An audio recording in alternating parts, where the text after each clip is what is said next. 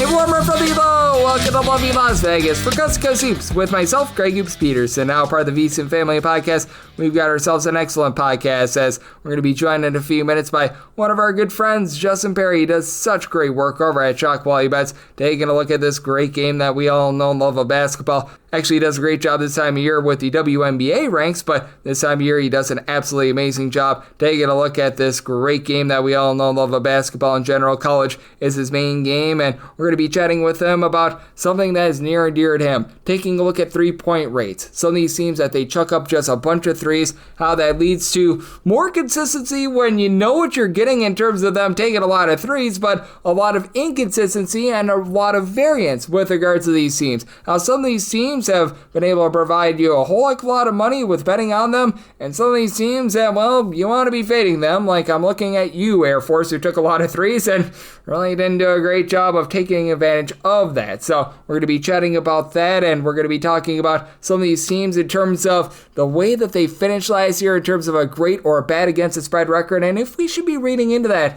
a little bit more for this year, because a lot of times you'll find a team that had a really good against the spread record the previous year, like Minnesota, great example, 2023-24 season, they were one of the best against the spread teams in all of college basketball. Last year, they were one of the worst teams against the spread in all of college basketball. What to make out of those style of teams? So we're going to be chatting about that and so much more. And if you do have a question, comment, segment idea, what have you for this podcast, you do have one of two ways to be able to fire those in. First one is my Twitter/X timeline at gunit_81. Keep in mind, letters CM, they mean does not matter. So as per usual, please do send these into the timeline. And the other way is find an Apple Podcast review. If you rate this podcast 5 stars, it is very much appreciated. From there, you are able to fire in whatever you'd like to hear on this podcast via that 5-star review. While I did not get in any Twitter/X questions, everything is presented by Edge Boost. Over at Edge Boost, they are making sure that bettors are able to access their funds whenever and wherever they want. They ensure that 100% of gambling transactions do get approved, and when you go to edgeboost.bet, put in that promo code of Greg, G-R-E-G. That's going to get you a dollar for dollar match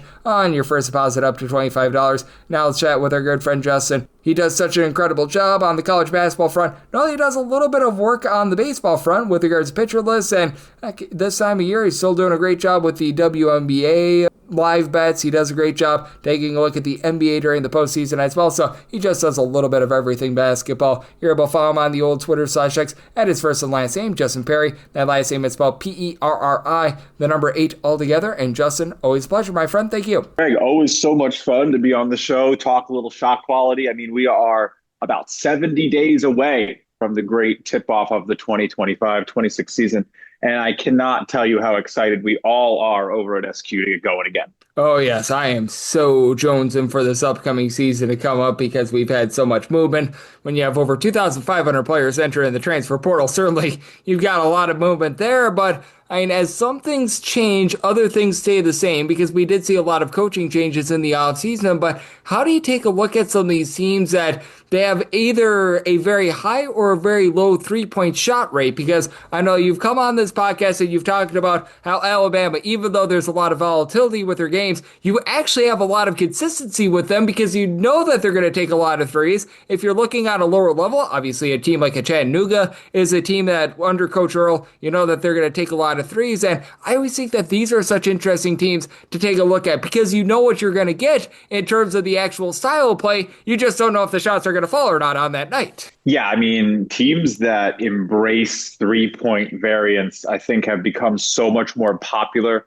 in the course of my tenure covering the sport. I'm going into, I think, my 5th or 6th year now, really focusing on college basketball. And in 2019, in 2020, it was not necessarily as accepted or welcomed or seen as such a viable strategy where you can go be the North Florida, the North Dakota State, who does essentially, for lack of a more cultured term, chuck it a whole bunch. But we've seen some teams in the last couple of years that maybe you wouldn't expect start to embrace this. And I mean, you take a look at the general distribution of these teams in college basketball, and there is no doubt that both the polar opposites of either doing it so much that, you know, you become this 3-and-D bomb it from deep type team, or you become like a St. John's of sorts, for lack of a better example, maybe a St. Mary's, maybe a Michigan State,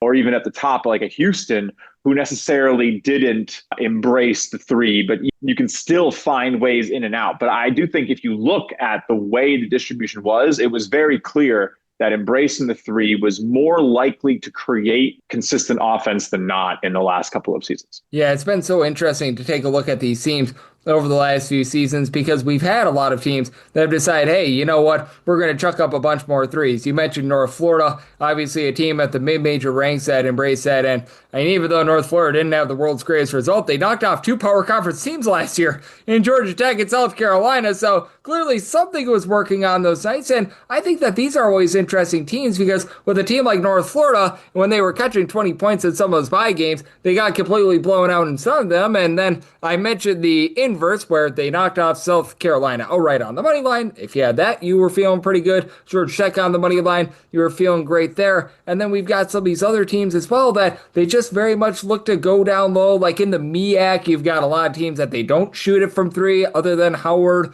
There's a lot of teams like Tarleton State that they try to generate a bunch of turnovers. They're not looking to bomb it from three. And I think that these teams are very interesting as well. Like a UAB, for example, as well, a team that they very much embrace looking to be able to go inside. And those are teams that also provide quite a bit of consistency and maybe a little bit less variance than you're going to find with your Alabamas. Well, there were only two teams that finished in my top 100 last season that fell in the bottom 25 of 3-point attempt rate.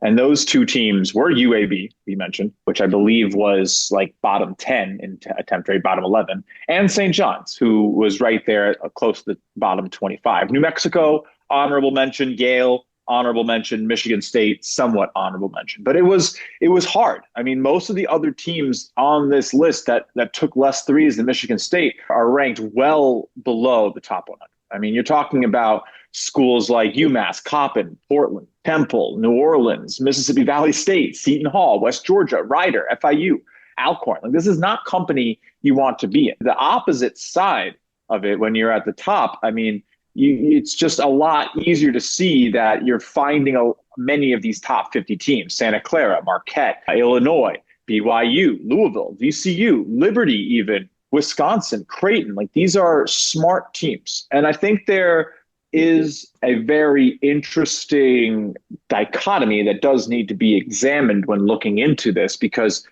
the 3-point rate is so tied to the game flow for a lot of teams, especially teams maybe below the half mark of the distribution of power rankings in college basketball. Because when you see a team, like William & Mary, who was, I believe, tied for third in 3-point rate last season, do you necessarily feel like that's because it was their plan?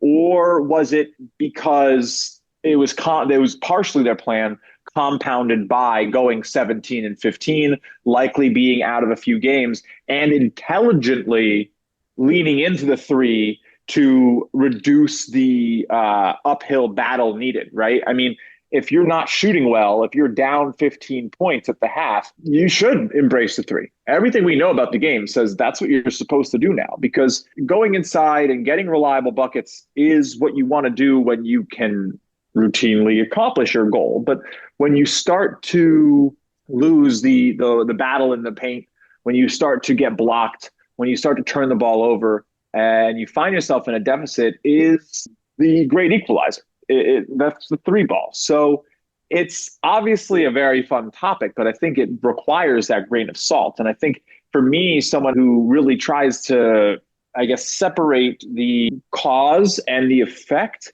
in order to truly understand what's going on, I think that you want to honestly look a little bit into how these first halves go, like where teams are maybe trying to execute their game plan before they necessarily shift into reaction mode, or where a losing team starts to force shots, or a winning team stops taking threes because maybe they don't want to allow for those long rebounds into the quick buckets, right? A missed three can almost be as bad as a turnover sometimes. There's been some very interesting work on what happens when you miss a three versus when you miss a shot in the paint. The long distance arc of a ball means that you're not seeing the rebound within 5 feet of the bucket. You're seeing it within 10, 15 feet, which can often allow for a much more deadly attack from the transition offense, even if it isn't necessarily transition. It's such an interesting balance, and it creates such a different way to look at the game, because you have to be able to pick apart some of the stats that necessarily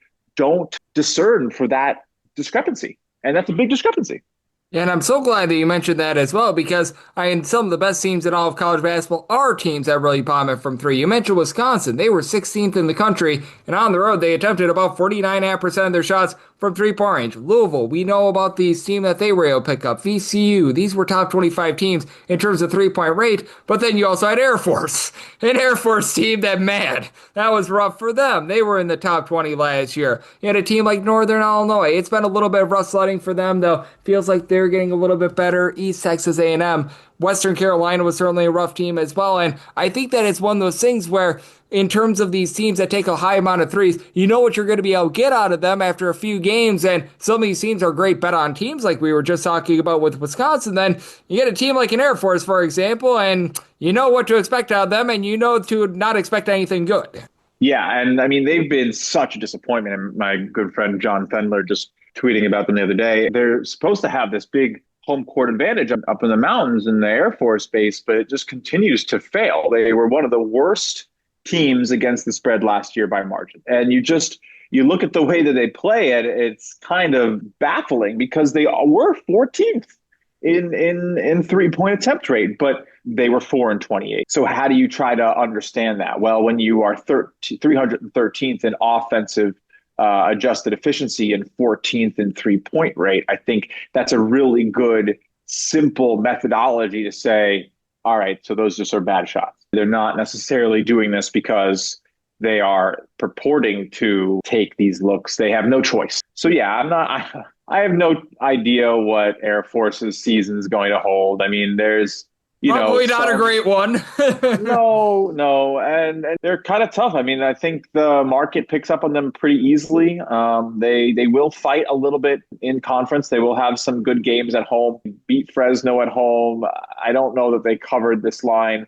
Yeah, they didn't cover against Colorado State at home. They didn't cover against New Mexico at home. They didn't cover against Nevada at home. So it's, I don't know. The secret might be out, though, is the problem. I don't know that you necessarily have this type of season and then you don't have the books react in the following year. So we'll see. I mean, they had Ethan Taylor, the senior, who was expected to be that guy, and he's going to be gone. So good luck to Air Force. Might be a good early season fade before the market really catches up, but those are going to be some steep lines just from the get-go. It's going to be tough. But that's the thing. If they're taking those shots, if they're taking that many threes, they just got to hit a few and you could cover a bunch, like that's all it takes at the end. If they're chucking them up, that creates a wide array of variability within the result that honestly, I think kept me away from them a lot last year, because at least betting on them, I just could never really stomach it, because I don't want to rely on variability. I want to find teams where I know the shots are good, even though some people might say, oh, I just like teams that shoot threes. The truth is you just want teams that take good shots. Even if necessarily they don't look great with the initial read, you just want to kind of, or I guess not even the initial read of how they went. You want to trust that when teams are taking, shots they meant to take is a big thing. And sometimes I think a lot of these lower level teams end up at the will of their opponents and they're not taking shots they want to be taking. So shot quality, what we try to do is really understand that, because, there are usually options on the floor and we can find out how smart a team is at actually utilizing their openness, their spacing and all that. And it wasn't pretty from the get-go for Air Force. Justin mentioned something really good there that I want to roll into part number 2. He was talking about how some of these teams were either really good or really bad against the spread the previous year, and that's always something interesting to take a look at, because unlike in past years, we don't necessarily have those Cinderella teams that made a run to the Final Four that were able to fade towards the early part of the season, but there are teams that were demonstratively good and demonstratively bad against the spread, and I want to get Justin's thoughts on that. If these might be good bet/fades towards the beginning part of the season, we'll talk about a team like a Minnesota, who was so bad against the spread last year and so good 2 seasons ago, and so much more that comes up on the flip side right here on Cuts Go Soups with myself, Greg Peterson, now a part of the Decent Family Podcast.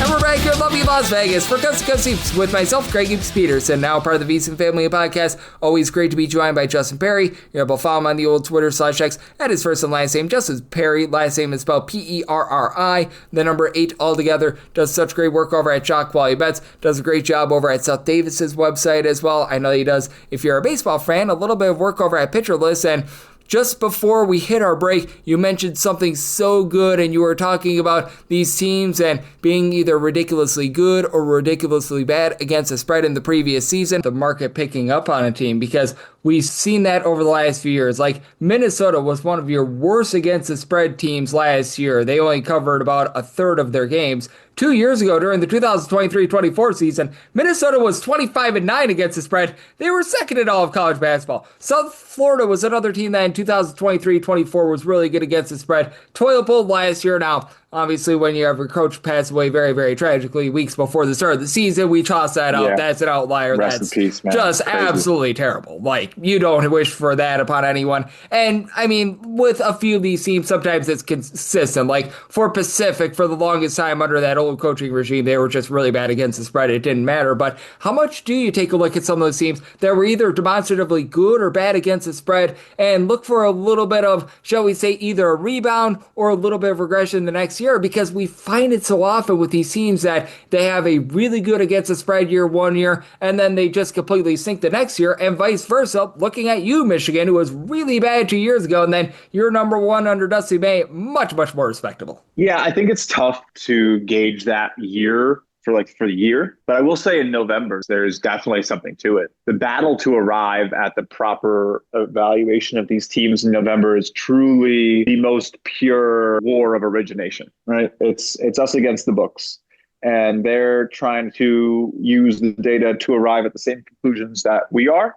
You have to sort of dip, dodge, duck, and dive, and dodge. Dodge, duck, dip, dive, and dodge. Yeah, look, I think I got it. But you got to really arrive at those conclusions and have a lot of confidence in your ability to separate priors versus what you're getting on the floor in those first couple of weeks. And even more so now, I mean, especially now, your ability to predict how a transfer class is going to work or a coaching regime change is going to work. And the books are pretty good, but I don't think they're infallible. Most of the sharpest gamblers in college basketball will tell you that they bet more in November than they do for the rest of the season combined, probably until March. I mean, a lot of people view March as like a second November because you are reshuffling the deck again. But again, that's the beautiful thing. The deck is being shuffled in the offseason, and you want to play with a shuffled deck more so than you want to play with one where, we've gone through 5 times or 10 times and we've seen these teams over and over and over again. Eventually, the margin of error that the lines from the sports books have just gets to a point where, you have to be even that much better to beat them. I love November. I love using this type of stuff. I think the main thing I've learned over the years is be hasty to throw out bad data. Don't sit there on priors that don't feel like they're working, and don't sit there and be stubborn. So I trust my priors. Like, no, there may be some really good people at setting priors who really can understand the whole of the transfer class. But, something that I've personally been working on is actually an ability to automatically gauge my accuracy and evaluate factors that can lead to me saying, all right, this is a team where I need to abandon what I thought faster. This is a team where maybe I can be a little bit more sticky, because even if results aren't necessarily going exactly the way I thought, the process underneath is, right? And so anyone who's heard me on the show before knows I'm really just process. I think the last thing you want to do is look at the scores of a game. As in basketball, I mean, the only thing I care about the score for is if my bet won or not. I don't really necessarily use it to evaluate if I should be making my next bet. It is effectively factored into the line you're betting. So you don't really need to use it too much, in my opinion. And that's a hot take for sure. And that's what sets us apart over at SQ. We don't necessarily, I like to say it, we don't really care what happens if the ball leaves the hand of the player. I don't care. I care where you took your shot on the floor. I care how much distance you got from your defender. And I care about how reliably you can continue to find your best look on the floor. And after that, whether a shot goes in or not, I mean, you're going to have 6,500 games with, each team getting 80 to 90 possessions now with the pace this game is moving at. You cannot worry yourself about whether the ball hits the rim or swishes through or air balls. Like, it's just about long-term developing the look. And so there's no obviously one answer. And I think the best thing you can do is not fool yourself into thinking that a single model can handle all 360 plus teams in college basketball. You definitely do want to separate out how you look at high major, low major, mid major, and even some tiers within them. Maybe conference to conference. I mean, that's some of the best gamblers I know look conference to conference. So it's not by any means a simple game. If anything, I think it is the most complex and difficult sport to handicap in the current sports landscape, but that's what gives us the nooks and crannies to sneak in and find profit, right? And you look at other sports like football where everything's covered so unilaterally, it's like impossible to actually gain an edge. I think you're going to find 5, 6 edges and within college basketball within the first month, and they're going to die quickly. The books are going to find them. But as long as you stay adaptable and you're able to evaluate your data purely without too much bias and results, I think you can do very well in this sport. And I'm so glad that you mentioned something a little bit earlier as well, because it leads into a lot of how we do take a look at college basketball. And we are going to have some outliers from time to time, because we all remember that Providence team a few years ago that was #1 in luck, according to KenPom. They just kept winning games. They just kept making you money against the spread and everything like that. But how much do you take a look at those sorts of teams, and how much do you try to gauge, all right, there should be some regression coming for them, but they just don't seem to be regressing. They just seem to be pulling out one possession games, because that could sometimes be the hardest thing humanly possible when you feel like you're getting the right results, you feel like you're handicapping a team correctly, but somehow, some way, they're just Houdiniing out covers, for lack of a better term. You gotta have the memory of a goldfish. Here's how I'll say it. As a risk taker, whether you're a prop better, a straights better, a parlayer, your goal is not just to win. I think it's to make bets that you can feel good about. Sometimes bets you feel bad about can win. That's fine. And sometimes you can feel good about bets others might feel bad about. But your job is to take risks you feel you would take again. I say that because you will lose risks you love. You will lose bets you are hyper confident in. You will also lose those hyper confident bets and have the evidence that you shouldn't have lost them, because if a team replayed this game over and over again and took those same shots, you would expect them to do much better, or the other team to do much worse, and you get your desired result. I mean, that's basketball. So for me personally, I always prefer to go down with the ship rather than doubt myself, go against what I think. And even if I potentially win, like if I were to lose going against my own edge, my own strategy, I just don't know what I would feel. You want to feel good about your ability to make those decisions, because at the end of the day, we as individuals are responsible for our own financial risks in the betting market. Like, even if someone tells you, oh, tail this lock, it's never going to lose. It doesn't matter. It's you. You put your own money on it. No one, I can tell you I have the best bet in the world. And if it loses, it's not my fault that you lost money on it. I don't care. That's not how it works. You evaluated my judgment and trusted it and bet on it. So I think what you want to do is always try to feel confident enough that even if your bet lost, even if your result is bad, that your process is so good that you would bet it again and again and again. That is my North Star in betting. And I think that's what has led me pretty well to get to where I am these days.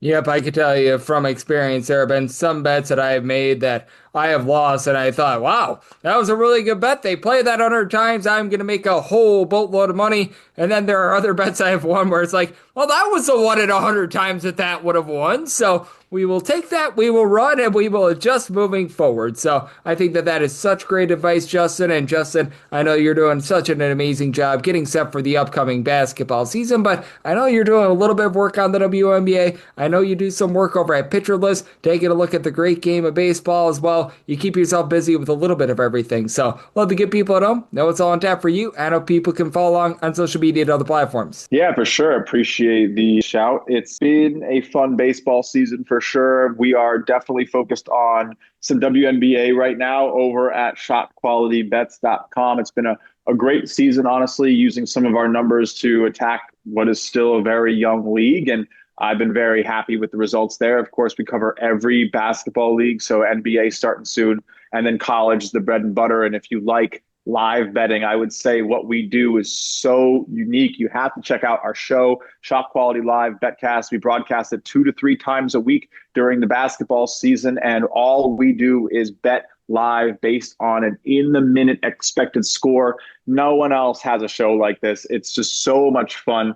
And, it's been profitable now going into our 3rd season. So we're going to do it again. We're going to have some great stuff planned, hopefully maybe getting out the players era in November. So it'll be a great time. Definitely recommend tuning in. You can just follow us over at Shop Quality Bets on Twitter or YouTube to tune in when that is live.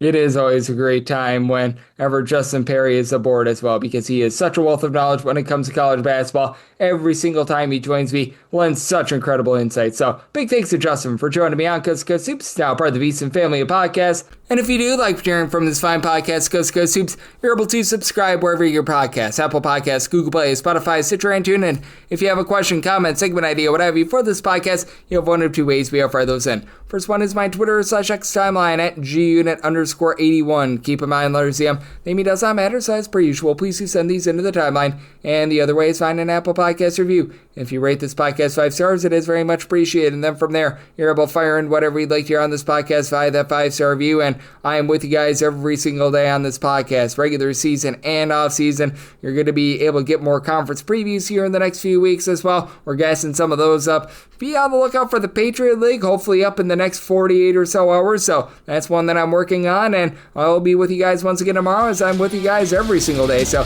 appreciate you guys tuning in today, and I'll be back tomorrow. Thank you.